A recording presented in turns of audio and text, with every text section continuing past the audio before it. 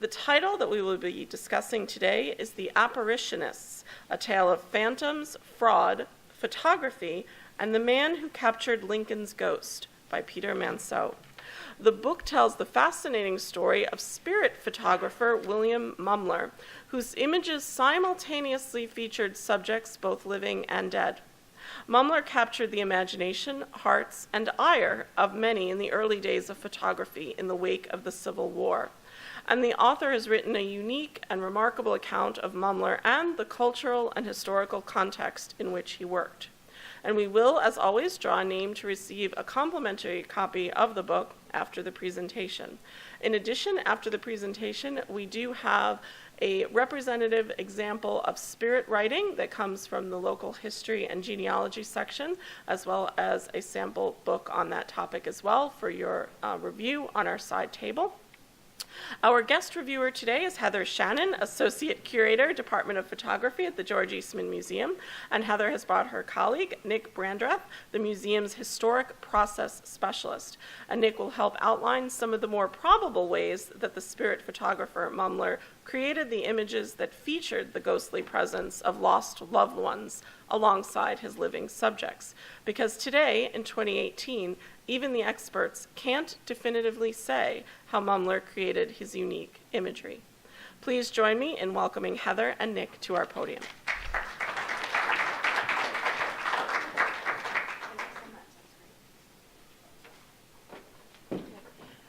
So I'm going to speak in this mic, and then I'm going to turn on this, because I want to talk about photographs today.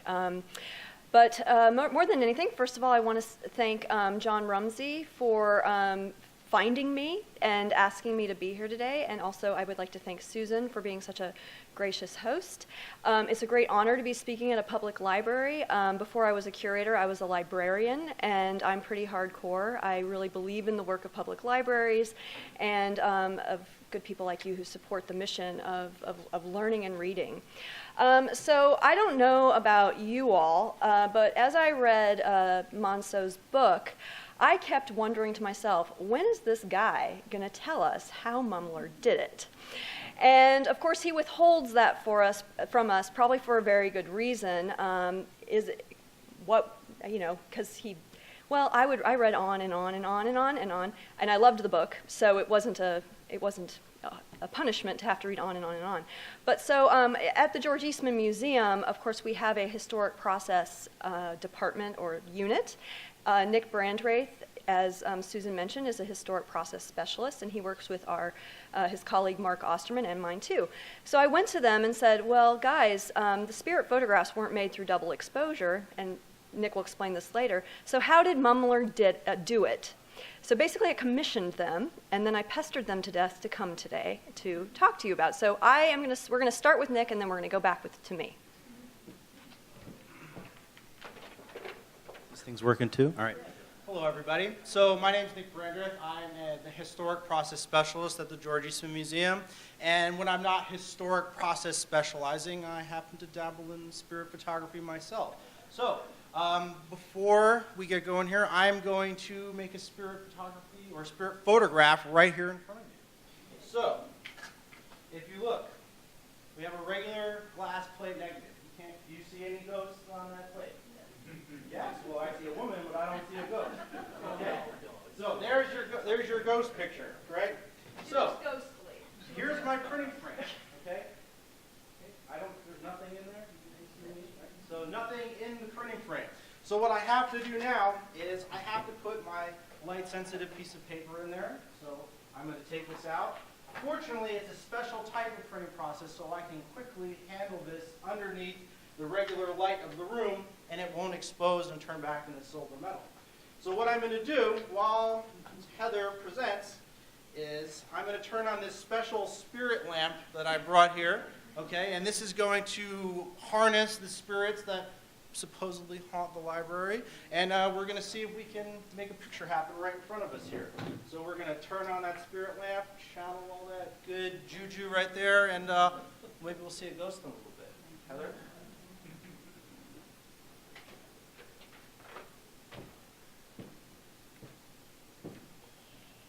All right, so it's pretty fun working at the George Eastman Museum. All right, so Susan gave what I think is a really nice introduction to the book. And boy, I'm just going to go to the podium, Mike. If I can extricate myself from this. There we go. Okay, I think we're good. I'm pretty loud. Okay. All right. So one of the things that this book really brought to mind, I think Peter Monceau did a just fabulous job of bringing to the case of Mumler context at mid-century in the United States. He talked about relationships between photographers, the notion of fraud by thinking about Barnum. But one of the things that I was really interested in, and this book really brought to mind for me, was this book called The Republic of Suffering, Death in the American Civil War by Drew Gilpin Faust, who people might know as the president of Harvard. Has anyone read this book? Joe, yes, my former colleague at the museum. This book is an exceptional glimpse into the way the destruction wrought by the Civil War changed American conceptions of death during and after the war. And so that is what I want to talk about today. Because as I'm going to argue to you all, these different conceptions of death actually allowed for the photographs to take on the form that they did. So notions of death are changing, and those different notions made the photographs and the way they look possible. So one thing I want to start out with, and now I can't wander over to I'm tethered, you guys, I'm tethered, is that in 1875, Mumler wrote a personal memoir. And as you know from the book, he started ghost photography in 1862, sort of forced to take a temporary hiatus after a move from Boston to New York and back. But in the 1870s, he started photographing again. All of the photographs I'm showing you today are from our collection, so these are available for you to come look at in our study center. If anyone's interested, I brought my cards. Please come and take a look. Most of the Mumler photographs we have in our collection were made in 1870, including the two seen here on the screen. To the left, you'll see Fanny Conant, who was a really important medium who published her, assignations, her ghostly assignations in the Banner of Light, a magazine that, of course, Monceau mentions a lot in his book. But it wasn't until Mumler tells us 1870 that he had his very first encounter with a ghost. So while he was evidently very good at drawing ghosts to the plate of a negative, he hadn't had his own encounter. A seance hadn't produced to him someone who wanted to deliver a message to him. This happened in 1870, and I just want to read you a quote of what the medium told him this ghost was saying. "The beautiful spirit Mabel is here," so the medium said. "She is sitting on the banks of a beautiful river, and she is surrounded by flowers, and has a beautiful flower in her hand, and that is for you. She loves you because you were so good to her. The banks of the river look somewhat like the River Nile, but the River Nile had people who were mourning and weeping, but here we were all happy." So I actually want to ask you guys to participate a little bit if you don't mind. Is that okay, Susan? If you will. You, of course, don't have to. So what kind of picture is this painting of the afterlife and Mabel in the afterlife? And this is not a trick question. Very pastoral, very, Garden of Eden-like. Right. And earthly, right? We can recognize all the things Mabel's doing in our world also. So the description of thank you, Joe, for being a participator. The description of Mabel's experience of the afterlife is representative of new conceptions of death, of the afterlife, that were consolidated during the Civil War. And although these conceptions had their seeds in antebellum thought and gave rise to something like spiritualism in general in the 1840s, the Civil War marked a rupture in the way that 19th century Americans understood death. And I just want to say here that we are going to be looking at pictures of dead bodies, and we're going to be looking at post-mortem photographs, and I hope you'll bear with me. So here we go. In his book, Monceau wrote quite extensively, actually, it's one of the longer chapters, on Alexander Gardner's photography in the aftermath of the Battle of Antietam. And here I just want to say really briefly about death that 620,000 Americans died during the Civil War. And these fatalities were equal to the number of fatalities in the Revolution, the War of 1812, the Mexican War, and the Korean War combined. Today, a similar rate of death at 2% of the population would mean 6 million individuals lost their lives. So it was completely cataclysmic and forever altered the American psyche, including notions of death. So I would like to argue that, as I said before, that photography sort of also participated in these changing notions of death, including the photographs that Brady put on display, Matthew Brady, New York photographer, for whom Alexander Gardner was working, the photographs he put on display in his studio on Broadway in New York City.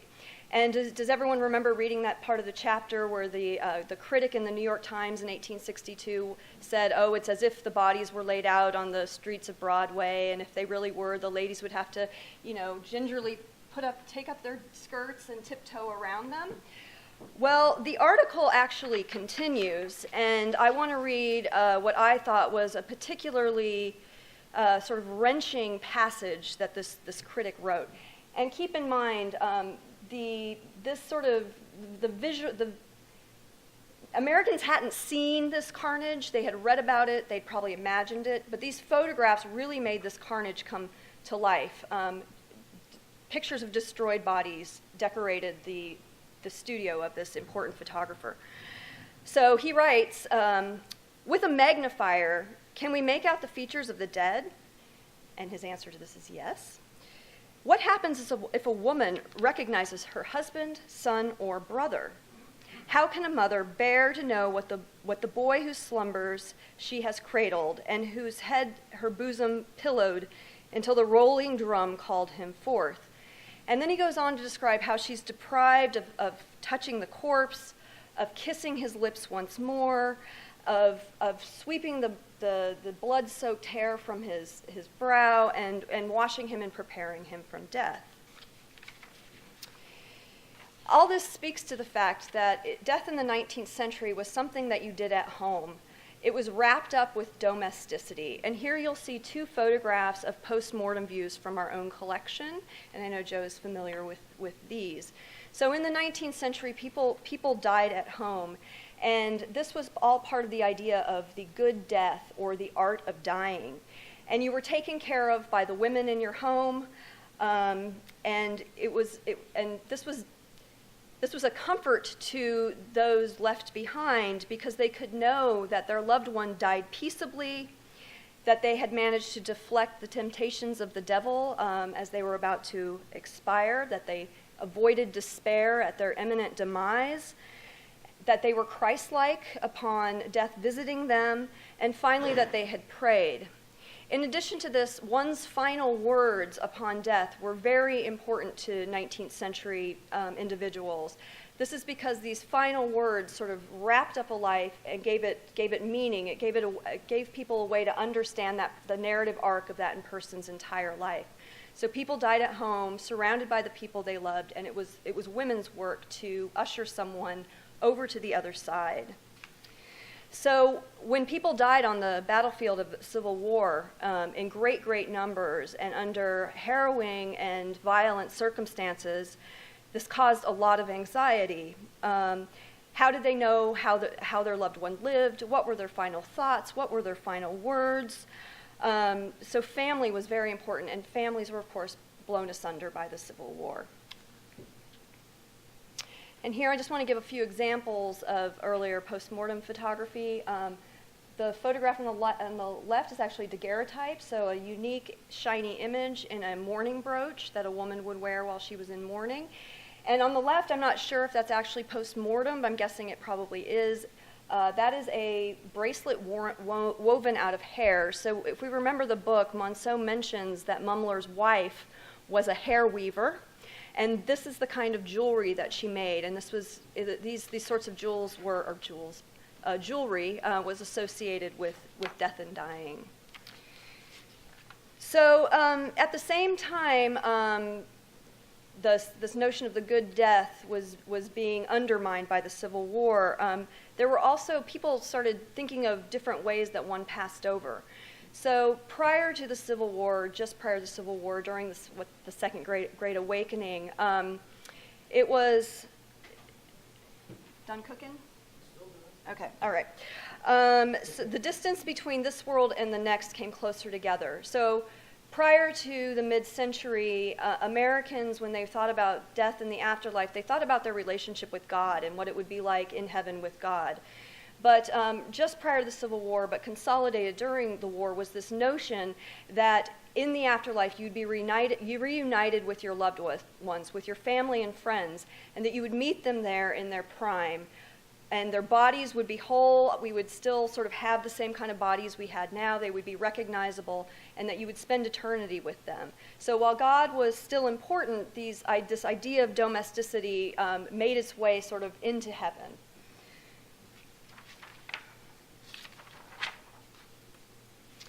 So the Civil War ripped bodies apart. So we can imagine why it was so important that bodies in heaven were made whole again. These are examples of stereographic cards made with a special camera, and when you view them through a viewer, the images become three-dimensional. And there is a way to do this on PowerPoint. It involves shaking the images at the same time. So I'm going to show you these images moving so you can get a sense of the three-dimensionality. And you can kind of see, like, these bodies that are ripped apart. The trauma of seeing these bodies in 3 dimensions ripped apart would have been even greater, especially because stereos were viewed in the context of a parlor. They were viewed at home. So you get a sense of bodies. And do you guys want me to keep this up? Do you want me to, because it kind of makes you dizzy. You animate them. Yeah, and I can't talk to you about that because I begged a younger colleague to help me with this. Should I keep it up or move it back to still? Very good. Okay, so I'd like to note that on the left is a photograph of the Confederate dead, and on the right is a photograph of the Union dead. And what do you notice about the way Alexander Gardner is showing us these bodies? What's the difference? Oh, yeah, the canyon in the house on the left. Good. It's very plain. Good. Looks organized on one side and kind of scattered on the other. Yes. So what a person thinking might feel some relief that these bodies of Northern soldiers are being cared for after death and being laid out in tidy rows for burial, whereas a Confederate soldier is there in a mass heap, still sort of even in death, suffering through the chaos of battle. So here we have a different treatment even of the very bodies of the combatants.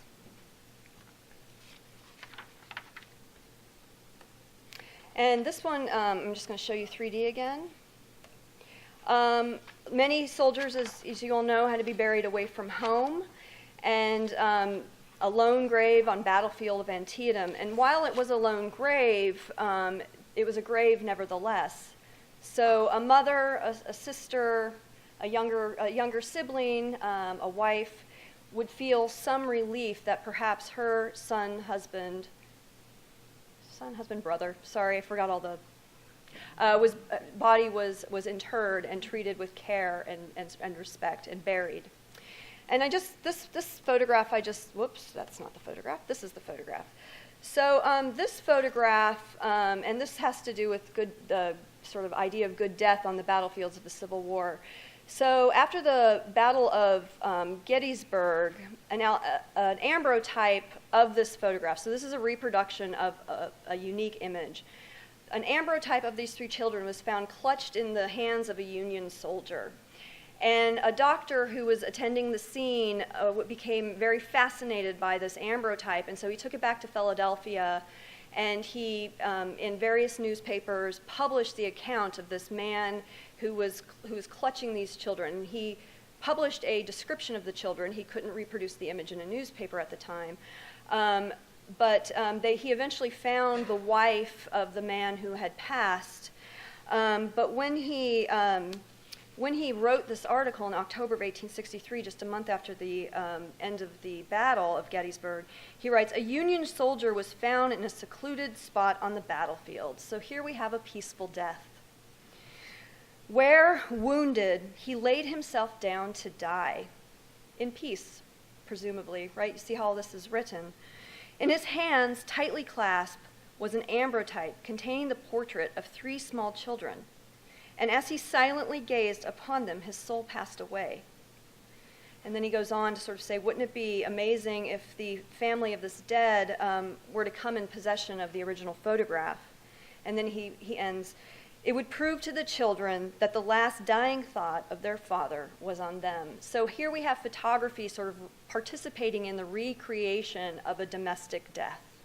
And I find this I think this is an amazing object. I'm really glad we have one in our collection. I was able to show you this. So the doctor did find the wife, as I mentioned, and she ended up working at an orphanage. He asked her to help run an orphanage at Gettysburg, and she eventually remarried. So it didn't end completely happily, but the children were reunited with this photograph that their father clutched in his hands as he lay dying on the field of Gettysburg. This is also, these are photographs from Gettysburg as well. These were published in Alexander's great sketchbook of the Civil War. We have a copy at the Eastman Museum. It's fabulous, and our photographs are in very good condition. And here again we have an example of a different treatment of rebel bodies versus Union bodies. So this is the Harvest of Death. This is called the Harvest of Death. And this photograph is made by Timothy O'Sullivan. And he writes that the rebels here are without shoes, and how the bodies were pillaged for various keepsakes and valuables, or even things that other soldiers were deprived of. So Gardner wrote the text. He writes at the very end, "They paid with life the price of their treason, and when the wicked strife was finished, found nameless graves far from home and kindred." And here's an example of Union dead. I'm just going to skip because we don't have a whole lot of time. So this is an incredible, and I just want to share this with you. This is an incredible panel from the Dead Letter Office. So the Dead Letter Office received many undeliverable letters from Civil War soldiers and military personnel. Letters misdirected, or people who were not literate trying to write an address. And so all these letters ended up at the Dead Letter Office. In the 1890s, they took the photographs out of these and they put them on these big boards about this big. I think we have 5 in our collection, Joe? 10? I think it's like 10 or 12. Is it that many? Okay.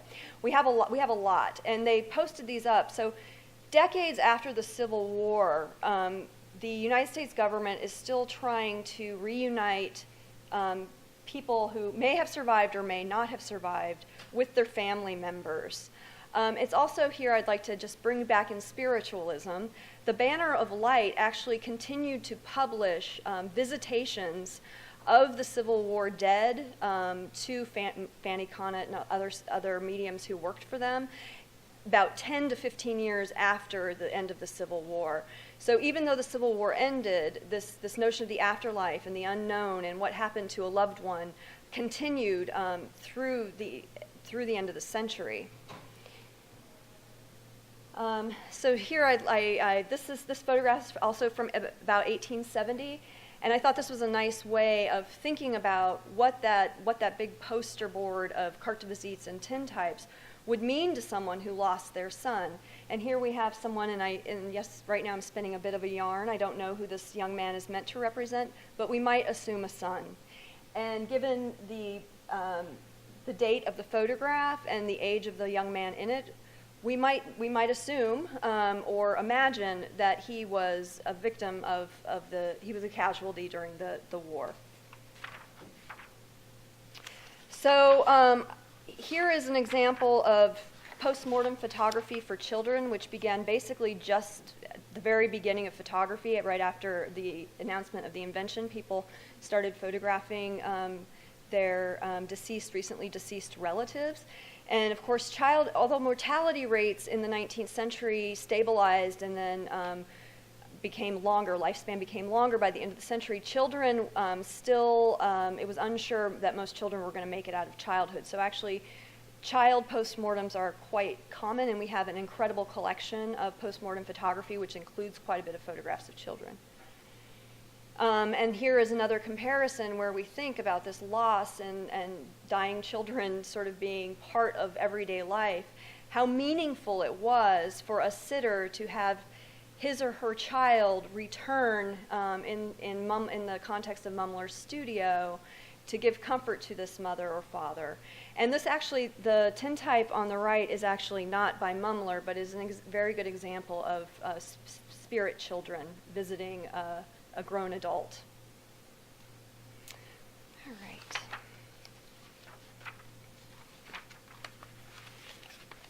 So a lot of people have argued that actually spiritualism sort of traded on these ideas about the afterlife and death. And I would like to argue that actually, I think I'm arguing this, that this idea that the body stays in one piece, you continue to have the same relationships with your loved one in the afterlife, that the person is gone but not dead.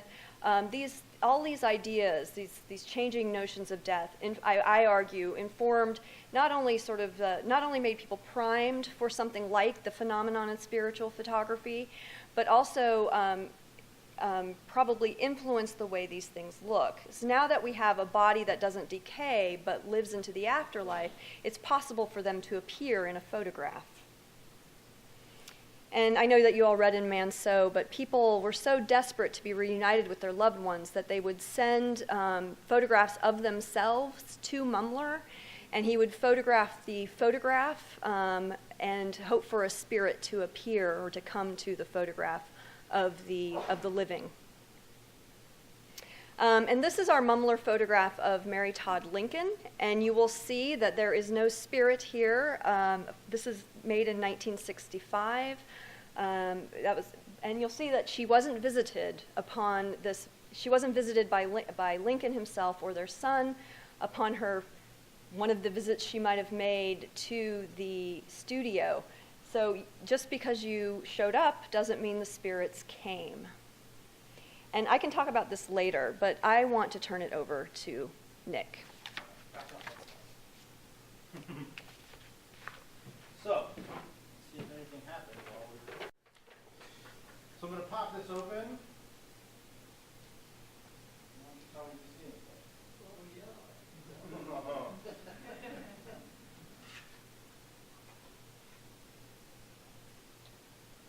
And there it is. And you notice there's nothing, you don't really see anything in that frame there, but there we have a spirit photograph right in front of us. Right there. I did it right in front of you. And you didn't see the ghost show up. But here he is. Skeleton.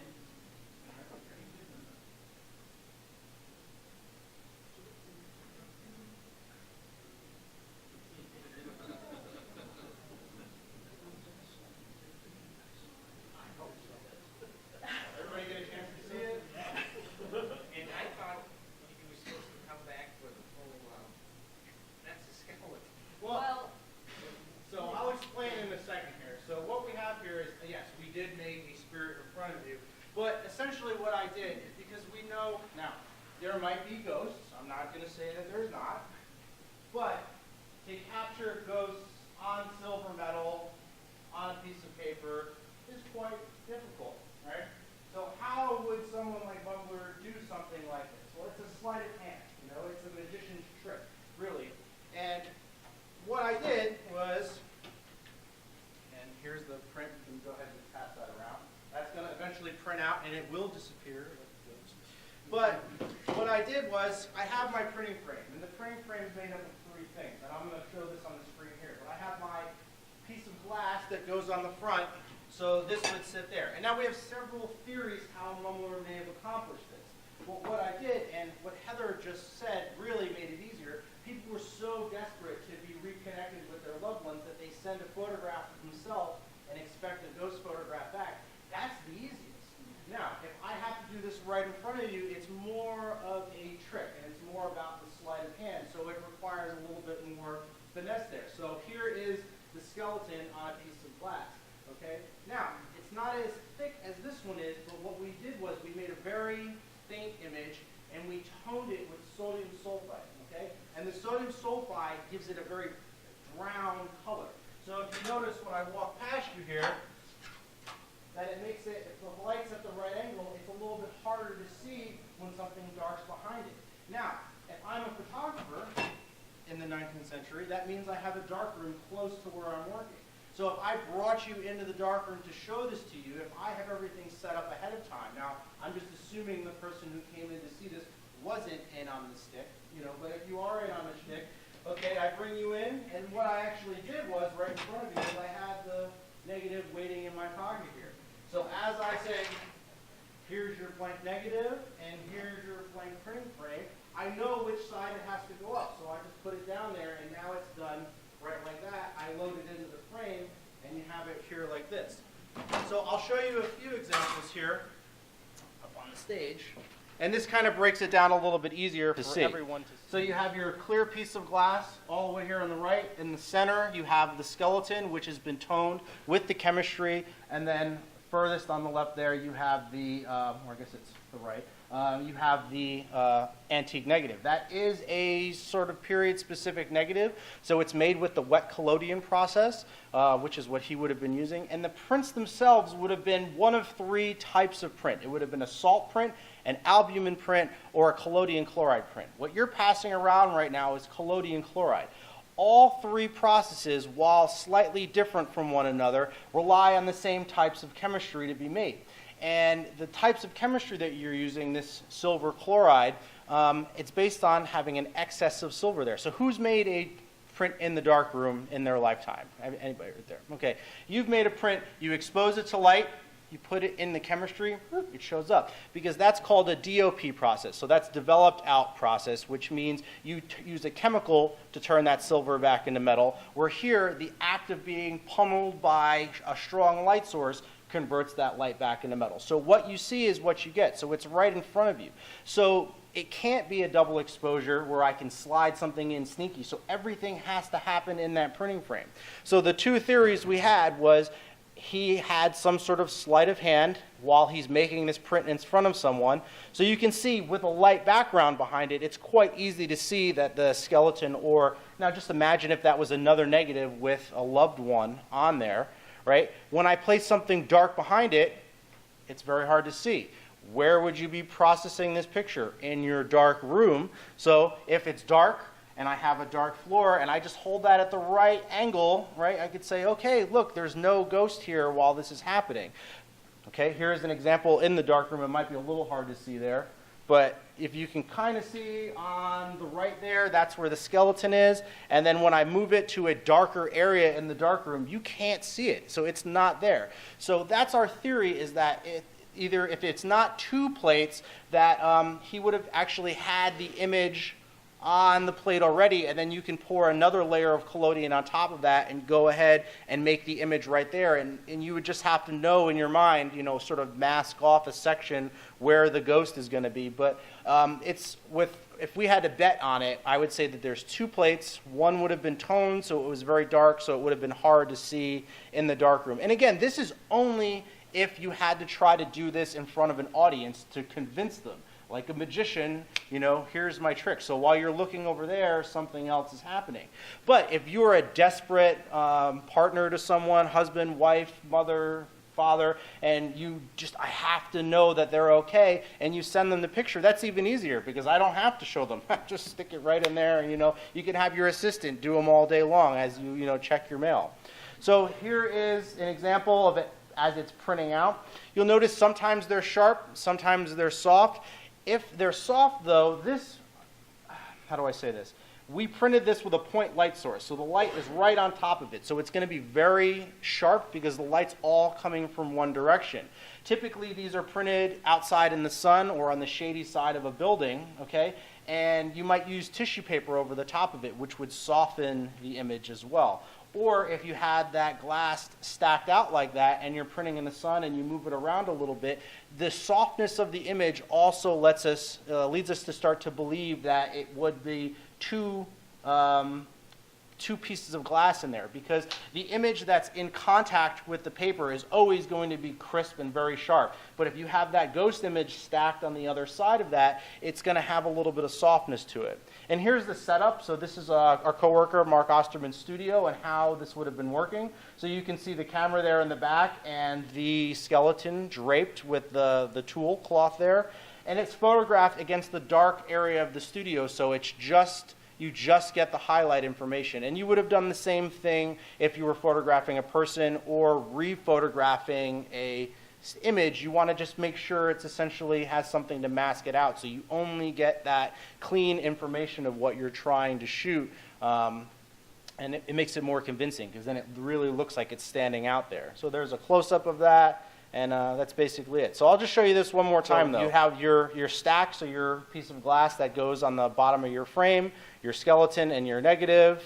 And there it is, how it sort of disappears with the sleight of hand. So it would have just been about planning and saying, you know, look at it right here. And that's how we believe he would have been able to accomplish something like that right in front of everybody. So I have this print here. And if anybody can tell me the two chemicals that went into the print, you can keep this and go home with it. Silver and... Who said that? Bam, you get the print. If